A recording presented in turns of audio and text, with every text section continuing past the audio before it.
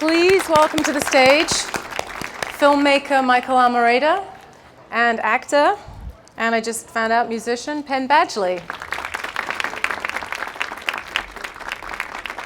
Hi guys. Hello. Thanks for being here. Oh wow, this is amazing.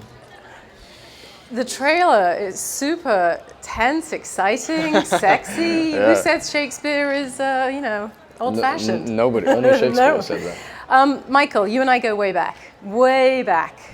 I interviewed you for Hamlet in 2000. Why return to Shakespeare, simply? I should be ready for that question, and I kind of am. I sort of want to put a spin on it because I find Shakespeare really exciting, and there's a great tradition of doing movies based on Shakespeare, but it's really hard to raise the money. So it's almost a practical question because it's a kind of self-torture to try to get a movie like this made. And the script was written in 2009. The play was written in the 1600s, you might know. But all the dialogue in the movie comes directly from Shakespeare. I don't want to scare you away, but it does, except for a few lines that they featured in the trailer, which come from Emily Dickinson. And they don't know that, obviously, the trailer people. But I threw in some Emily Dickinson for good luck. I could just keep not answering the question, I guess, for a long time. The play, how many of you know the play Cymbeline? Nobody? No, One, that's great. I do now. Three. No, you don't. It's long, it's sprawling, it's convoluted, and it's also thrilling. And part of the fun of it is how it mixes different tones, and it kind of spoofs itself. And it also has great depth and characters who are going through a lot of pain and suffering, but who come out the other end of it with a spectacular happy ending. So there's something redemptive. It's about Spectacular happy ending. It's sort of about forgiveness and redemption and starting over. So that seemed exciting to me. But you say, hard to raise the money, but, Baz Luhrmann made it big, Kenneth Branagh's done Shakespeare successfully. Those are the only two, I think, that made money off of it. It's a big number, two. I think O did well, the modern retelling of was Othello. that Shakespeare? That wasn't his line? That wasn't his words? Yeah. I'd say there's a huge difference. Well, true, it was just a story. But, in case anyone out there is thinking of giving me money to make another one, I'm going to discourage you because it's a bad business bet. There really are only those two movies, so people keep doing it. Coriolanus, I think, was a huge failure, though I like that movie enormously. Did anyone see that? And Titus? That was a flop, yeah. But good. They all look amazing, and people like them later, but they're flops at the time. Right. Well, so money-wise, So that's they're what we're flops. doing. So we're at it. Clearly, actors the want to grand do tradition. them. Penn, can you speak to that? Did you know Cymbeline? Because, I'll pretend that I'd read it, but I hadn't. Yeah, no. I don't know this play. I just know the movie now. I did not know the play, and but I read the script at the time, having not read the play, and it was. I was attracted to the role of Posthumus because I think in the context of the time and most productions, most theatrical productions of this play tend to be on the lighter, sort of comical, more absurd side. So the role of Posthumus, I'm not really sure where he would fall there, but I think in this one he really is he's a dangerously unstable, psychotic study, at least for the time being, of the film. He's supposed to be this sort of this god among men, this incredible guy, but you don't ever see that. You really just see him spiraling downward into murderous rage, really, and not for the greatest cause. He's vulnerable. I think there's a lot of Romeo about him in that Penn's character, Posthumus, is in a sort of, unrequited love situation where, your family keeps you apart. The father of exile. The woman he loves doesn't want him marrying his daughter, so there's that going on. But there's also this Othello-like jealousy, I think, in your character. Yeah, well, what people say about Cymbeline is that it's many of Shakespeare's themes and characters rolled into one play. And with Posthumus, it's a combination of Romeo and Othello, and then at points, well, not Iago, I guess that's Iachimo, but Ethan Hawke plays Iago. Yeah, Ethan Hawke is Iachimo, and he's great in that. So talking of Ethan Hawke, we're going to look at the clip of Penn with Ethan Hawke, who the dialogue in this scene is so juicy. And I love it when actors bring out the modernity of Shakespeare, and you can see how it fits any generation, any century. Can we watch that clip? Some of the lines relating to sex, I was like, did he write that? Like, I know, it's almost pornographic, some of it. Not quite there, but yeah. Some of the stuff, well, with Ethan Hawke, yeah, when he's talking about Dakota Johnson's character, you're like, wow, did I miss that? You know, and it was, how did you approach the text? I mean, because, you know, people struggle with Shakespeare. This is what we hear all the time. People struggle with watching it, listening to it, acting it. I imagine it's not easy. Well, I think on the stage there's the meter to be had. There's the iambic pentameter and all that. But I didn't bother with that. I think on film, particularly in this context, the way that Michael was adapting it, the most important thing was for us to understand what we're saying, and that's not that difficult if you just take the time to read it and be with it. It's beautiful language, and it's very specific, and it's old, but it's not shrouded in secrecy. It's not some kind of like code. Yeah. So why is there this big mystique about it that because you know only trained British actors can do it? I think it's because people are lazy. You know, they. Not to sound judgmental, I guess. I mean, at a time I was too lazy to read Shakespeare, but then I got off my ass and I read Shakespeare. it's not that difficult, and it's really rewarding. I think that's the thing is that the second you begin to understand it, I mean, his command of the language is so great that your own imagination is led by the hand down a path more specific. And fruitful than it would when you're reading, like, you know, I don't know, some Clancy novel or something. It's just there's so much there to be had, and it gives you so much. So I mean, as an actor, when you're exploring it, it just takes that even further. You're not just reading it; you're bringing it to life. So you're exploring the dimension and depth of it. I mean, the thing about Shakespeare is he's more like a prophet, because not only was he prolific, but his texts they're being explored hundreds of years later, and people still haven't plumbed all there is to get. So, well, what's so great though is that, you know, this scene that we just saw, you know, the information is on the iPad and a skateboard, and it works so well. You think, well, that's when you start thinking, how much did you change? But you're telling me you didn't change stuff, but it totally works.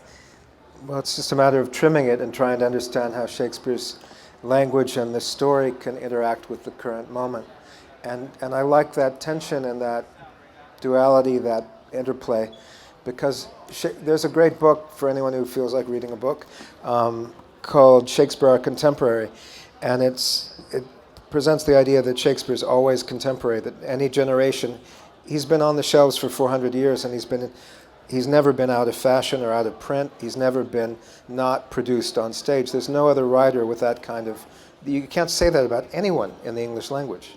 And so there's something miraculous going on, but part of the miracle is that the plays are like mirrors, and they reflect whoever is looking into them, whatever generation, whatever kind of passion you have or kind of concerns, political, personal, it's all in these plays.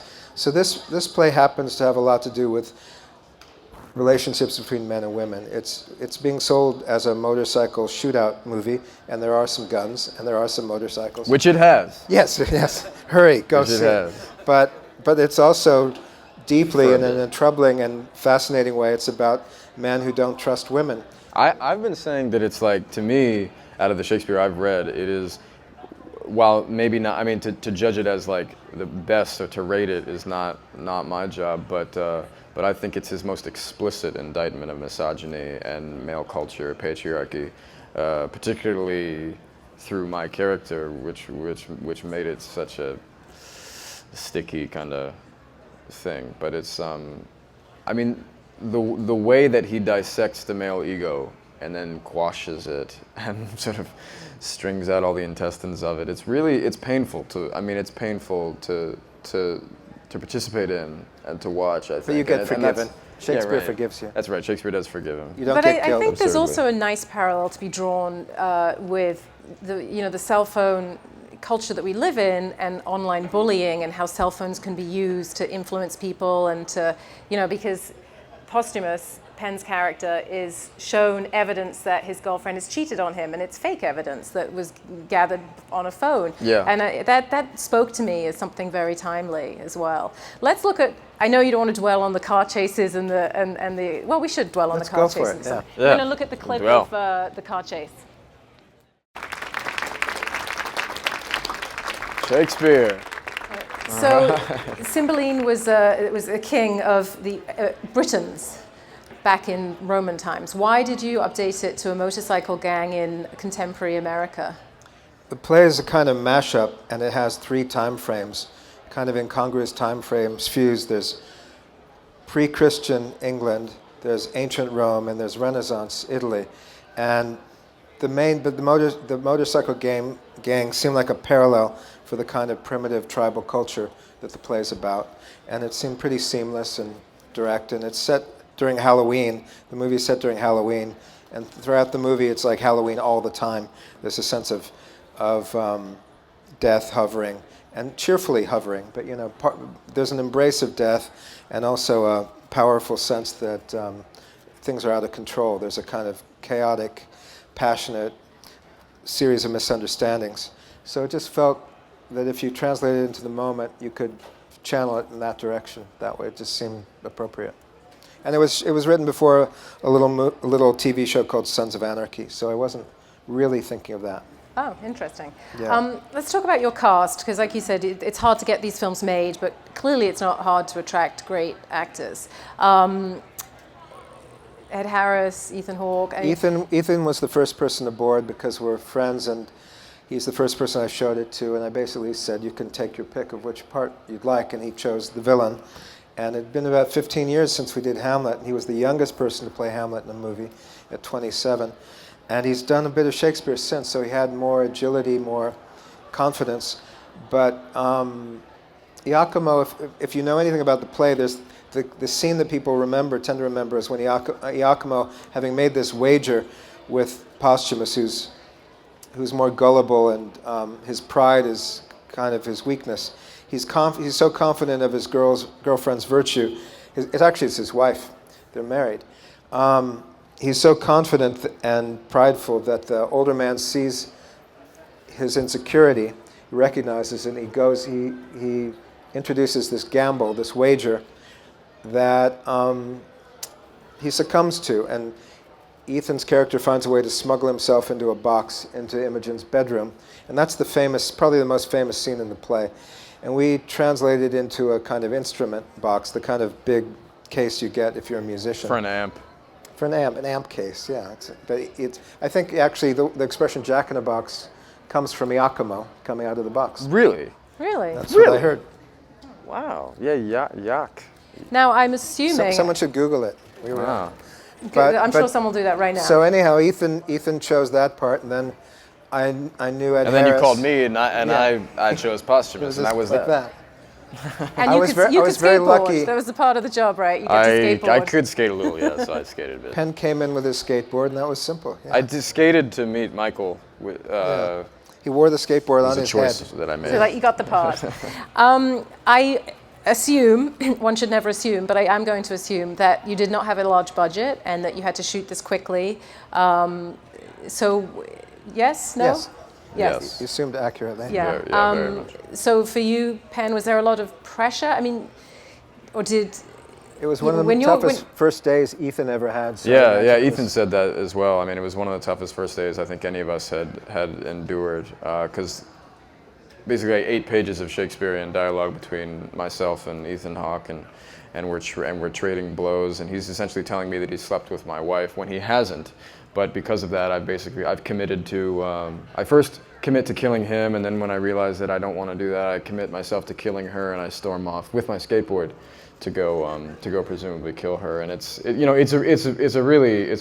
intense, and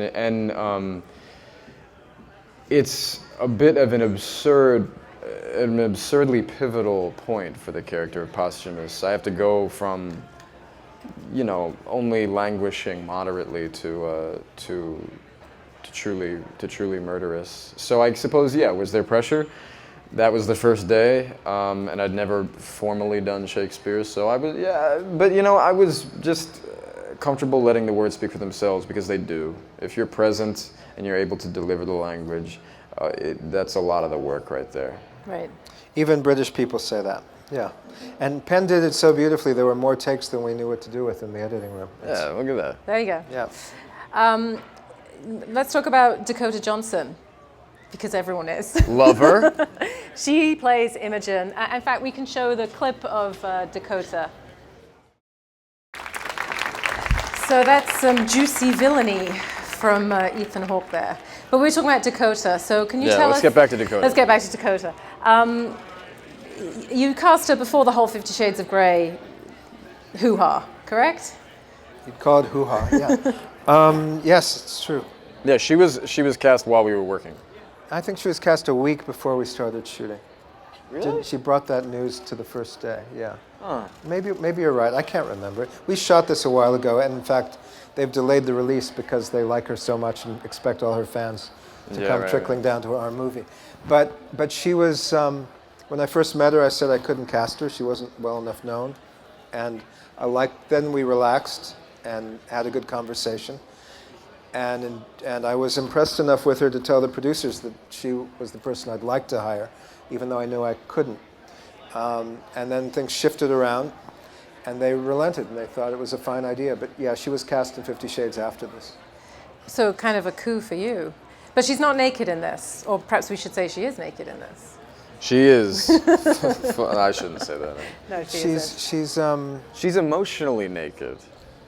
There you go. Okay, she's a princess. She's Hollywood royalty, and she seemed right. You know, her grandmother's she's playing a princess. Tippi Hedren. She grew up among lions. She's felt like the right person for the job, and she's a wonderful actress. I should have just said that. I'd seen her work, you know, and her agent was interested in us meeting, and then it's kind of weird to remember it now, but I had to be blunt and apologetic and say I can't hire you, but it turned out I could. Good. Do we have questions from the audience? Hi, Michael. There's a great tradition of updating Shakespeare in film, and like lots of weird and fun choices you have to make about adapting the language. One of my favorites is in Romeo and Juliet, when they made the swords and daggers into like pistol 9mm. I'm curious, do you have favorites from other films of those kinds of small things, and how did you think about those kinds of adaptations as you did yours? It's such a good question. I'm not sure how to answer it. I've loved a lot of Shakespeare movies. Oddly enough, there aren't that many that update Shakespeare. It's more of a tradition common to the stage. I think people are more afraid of it in movies. Even though Orson Welles wanted to do it, he never did. All of his Shakespeare movies are set in the past. He did a famous production of Julius Caesar in the present. And he did a famous voodoo Macbeth. But to get back to your question, I'm not sure. I think Baz Luhrmann did something really triumphant where he made Shakespeare more accessible than anyone dreamed possible. And part of how he did it was to put in a lot of great music. And he had the right cast. But I think it's a trick. I wish he would do more Shakespeare, because I think he's suited for it. It takes a kind of imagination, an embrace of dramatic, heightened reality, and kind of comic book, mythic reality. And I think the tone is tricky. So I hope you guys see this movie, because I tried to do that. But I also am sort of maybe more serious than I should be. And I think Baz Luhrmann's got a different energy, a key factor to that. But do you have any favorites for modern day updating? Can you answer your own question? I think Claire Danes' reading of Shakespeare in Romeo and Juliet just is beautiful, and that's one of my favorite things. But yeah, the sort of tacky over-the-topness I think is amazing. Yeah, it worked. It worked. They nailed that one. I like the Joss Whedon, the recent Much Ado About Nothing. Yeah, I mean, I loved the Branagh version of that play, because it was just so full of joy and exuberance. And Italian sunlight. It was just gorgeous. Yeah. But I'm probably showing my age. I like the Joss Whedon one too. But that's a great play, and like you said, it's more of a light-hearted comedy. Maybe a little easier to bring a lot of levity to it. I think it's hard to do comedy in Shakespeare now to make that translate. It might be harder than tragedy. I love the way you set this, though, in this sort of industrial wasteland America. You know, very. It's just Brooklyn. It's just deep in Brooklyn. No, really? No, you shot it. No, I wanted to shoot in Scranton, but we couldn't afford Scranton. It was the Rockaways, right? That road where Penn was wandering around with a gun was near Coney Island. Yeah, Wow, it looks bombed out. I mean, it was It post does. Sandy. You know. Oh, interesting. Yeah. So you took something terrible and turned We it had into some help something good. from nature. Yeah, nothing. No location was more than 20 minutes from my home, but the places do on camera, especially, look bombed out. It's really Yeah. intense. But it's Yeah. it's just Brooklyn. I actually thought it was more sort of upstate New York, in We went to a quarry. That was our yeah. one-day trip. yeah. But yeah, you were there too. Sure. But it had a good look. Do we have any you. more questions? Given the opaqueness of a lot of Shakespeare's dialogue and the challenges that are involved, Coriolanus is a good example of a film that I think relates to this one. How do you guys rehearse it? I mean, do you rehearse it on, like, at one level, just reading out the words, and then do you have a discussion about it? I mean, so this is for both of you, how you guys as the actors and how you as the director interacted with them in terms of getting to the point where it went from Shakespeare to something that lived within the environment of this movie. Well, there was no rehearsal. We rehearsed on the day. I mean, that's a function of many things, but I think it served it because we were all. It's like an athletic event. It's do or die, sink or swim. Yes, we just Save had to it for the rely day. on our natural. But that's not to ability. say we talked about it, and if We did anyone very had much. questions or didn't understand a point either psychologically or linguistically, we would talk about it.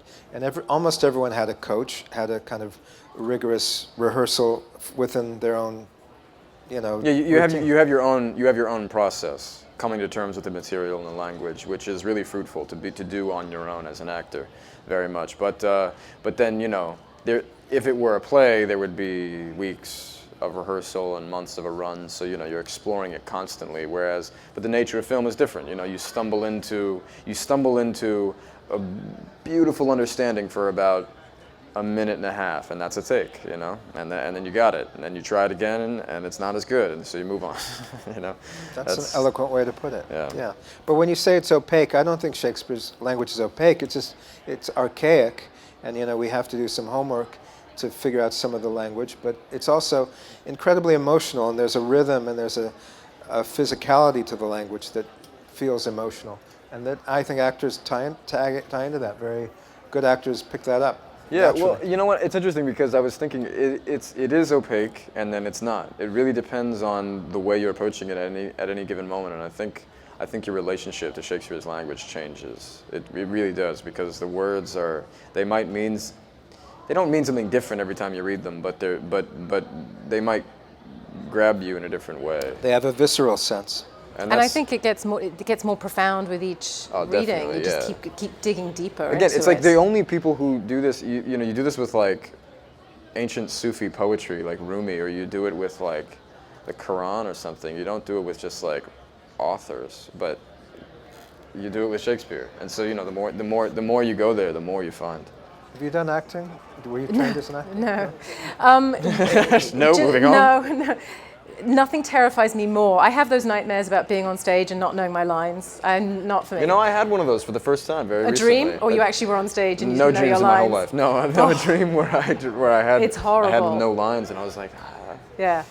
Michael, just quickly, when can we see your next film, Experiment? I'm very much looking forward to that.